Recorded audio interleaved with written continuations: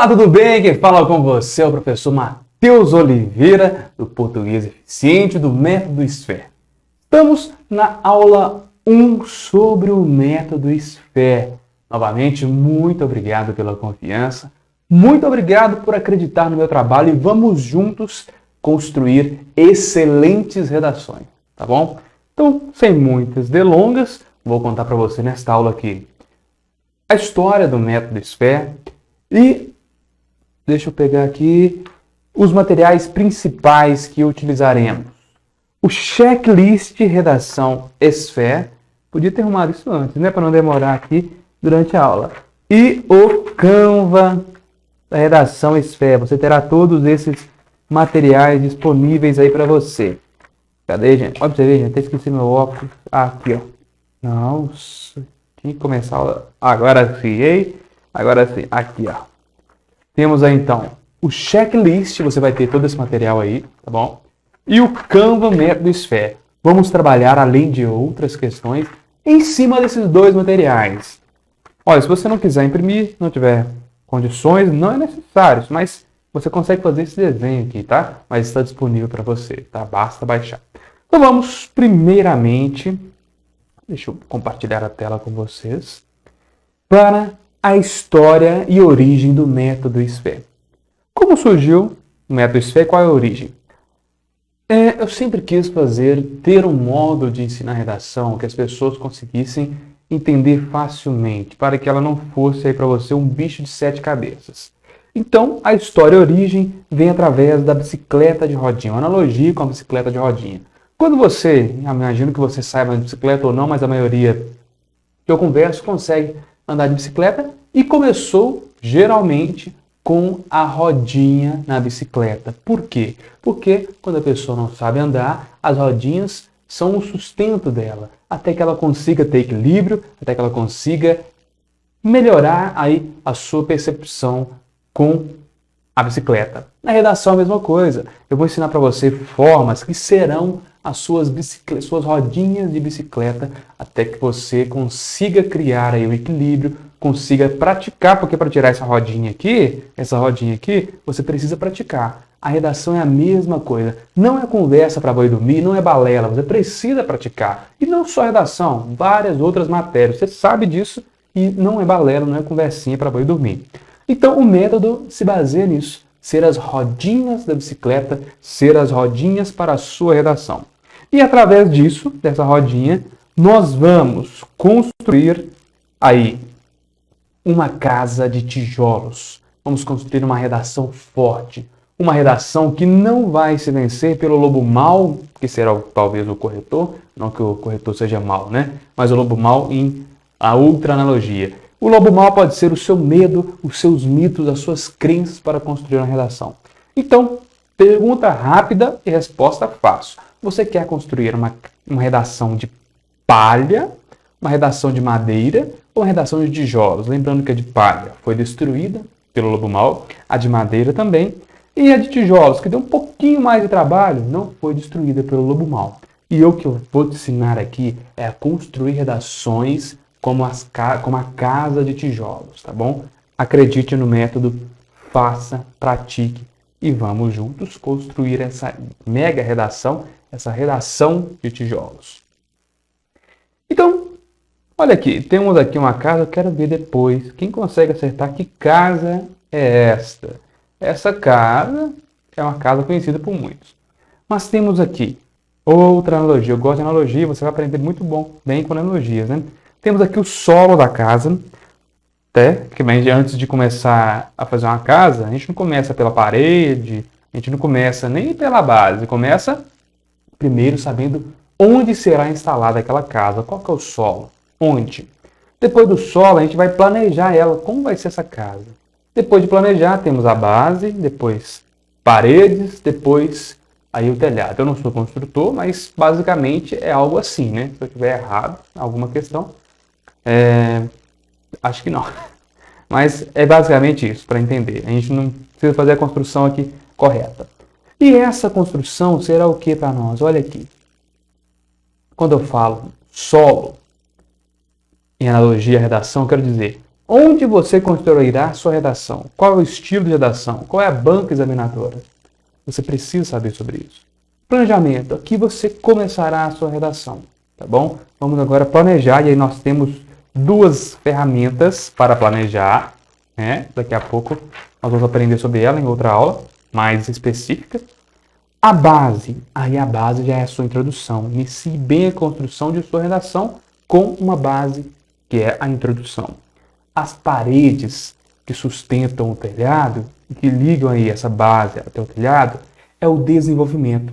Faça desenvolvimentos que sustentem as ideias de sua redação. É o local que nós faremos. Telhado é a conclusão. Faça uma conclusão que proteja tudo que você já fez. Tudo que já fez e que não deixe goteiras em sua redação. Lembrando que o telhado não protegerá o que estiver fora da sua casa. Por isso, não coloque nada fora do que estiver em sua redação. Você não vai trazer elementos novos que não estejam relacionados com o que você já escreveu. Essa é a percepção que eu quero que você tenha sobre não conseguir pegar coisas por fora. Acabamento será a estética de sua redação. Lembre-se, é importante uma letra legível, porque o corretor não pode ficar adivinhando o que você quis escrever. Eles corrigem várias redações, ele não vai ficar tentando adivinhar. Então, se a sua letra é ruim, indica caderno de caligrafia, sim, vai treinar a sua letrinha. Não precisa ser uma obra de arte, precisa ser legível. Jardim. Aí o jardim é o título. E o que acontece com o título? Algumas pessoas colocam, outras não. A questão do jardim primeiro, né? Algumas pessoas, alguns projetos exigem jardim, outros não exigem. Então, fazendo analogia com o título, particularmente, eu acho interessante colocar. Para mim, aquela pitada bonita, aquele jardim bacana que enfeita a sua casa, ou a cereja do bolo, gosto muito de analogias, né? Então, para mim, é importante, particularmente. Mas, caso a banca não peça ou não seja necessário, fica ao seu critério. Lembrando que algumas provas têm o local específico para você colocar o título. Está escrito lá título, você precisa preencher para não perder nenhum ponto. Nós estamos aqui para não perder nenhum ponto. Lembrando que você começa com 10. A questão é que você vai perdendo os pontos.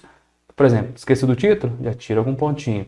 Nós vamos então fazer você conseguir todos os pontos. Uma redação 5 estrelas. Então é isso. Agora, eu quero que você pegue então essas questões, leve para a sua vida, né? E olha a casinha que eu disse para vocês. Olha só, a casinha dos Simpsons, alguns de vocês conhecem. Então, para ficar bonita assim como a dos Simpsons, até jardim eles têm, tem aqui uma árvore, tudo bacaninha. Agora, planejamento. Aqui você começará a sua redação. Então, não comece sua redação pela introdução. Tá bom? Como assim? É pelo título? Agora eu fiz um suspense. Também não é isso que quero que você entenda. Comece sua redação pelo planejamento. Por isso, você precisa utilizar o meu checklist método SFAIR e mais o Canva método SFAIR. Então, eu vou mostrar para vocês aqui agora o checklist. Você pode imprimir. Deixa eu ver se eu consigo colocar os dois. Não, acho que não, porque o outro vai ficar embaixo. Aqui não consigo. Então, vou colocar somente um mesmo. Aqui. Checklist redação SFAIR. Então acompanhe comigo. Se você não tiver impresso, não tem importância. Mas aqui é o passo a passo do que faremos na redação. Veja. Primeiramente, como eu já disse, vocês já estão sabendo, né, passo a passo, saber qual é a banca examinadora. Depois, sei qual é o título que foi pedido, vai marcando, tá bom? Isso aqui é para você marcar. Depois, comecei o planejamento SFAIR, eu disse para vocês, marquei. Tema, sei qual é o tema, ok. Fiz a interpretação do tema por partes e por completo? Veremos isso nas aulas seguintes, agora é só para você conhecer. Ok. Fiz a leitura ativa dos textos motivadores, caso tenha. Existem provas que não possuem textos motivadores. Por isso a importância, depois de passar isso aqui, por exemplo, fiz a leitura ativa, durante a leitura do texto eu marquei as partes essenciais para criar ideias. Ok. Não copiarei as partes da forma que está no texto anterior, motivador, desculpa. Ok. Se não tiver essas três aqui, não tenha o texto motivador, o que eu vou fazer? A tempestade de ideias. Como aprendi com o professor Matheus Oliveira. Teremos uma aula sobre a tempestade de ideias para você. Escrevi a minha tese Batman, baseada na pergunta o que eu penso sobre o tema. Ok.